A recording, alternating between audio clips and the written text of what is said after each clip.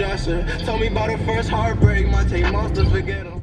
Alright y'all, so today I'm going to be counting my locks individually to give you guys an idea of the average size of my locks. And I say average because they are semi-freeform and I started them using a hair sponge. So I didn't manually part my locks or decide like what size each lock would be at all.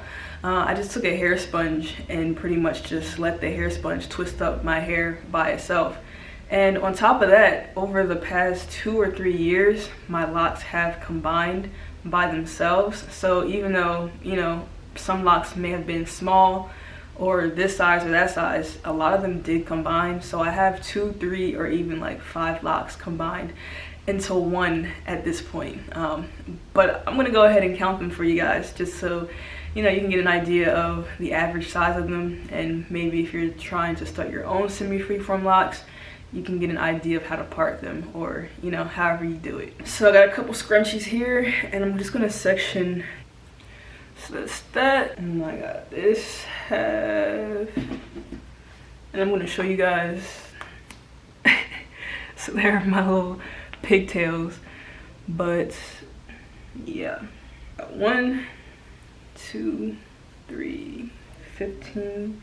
This is what I mean by a lot of my locks combined. I have a lot of 2-in-1 locks. 16, also a 2-in-1. 17, that one, what's that, 2, 4, 5, yeah. 30, big boy 30, 36, little ones in the back, 38, I actually think that's all of those, yep. We got 38 on that side. That part is pretty wide, but it's also narrow. That's the part. And I believe, well, you can actually tell from the ends. This was at least 3 locks to begin with. That kind of gives you an idea of why this part is long, but also narrow. 14, 20, look at that one. 21, big boy. 40, 41. Yeah. All right, so 41 on this side, 38 on that side. So 41, 38, 79 total.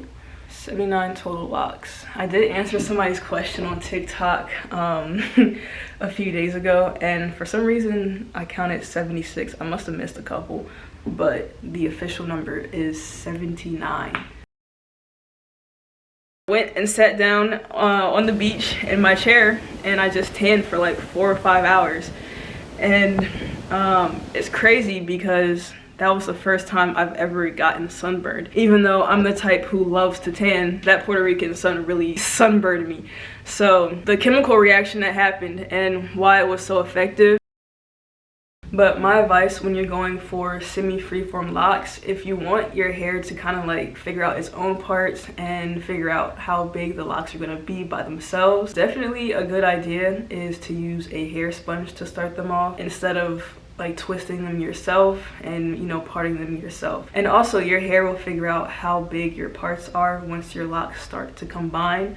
So even though you might start off with 60 locks, you may end up with 50 locks. With semi-freeform, you never know really how many locks you're going to end up with, how big the parts will be.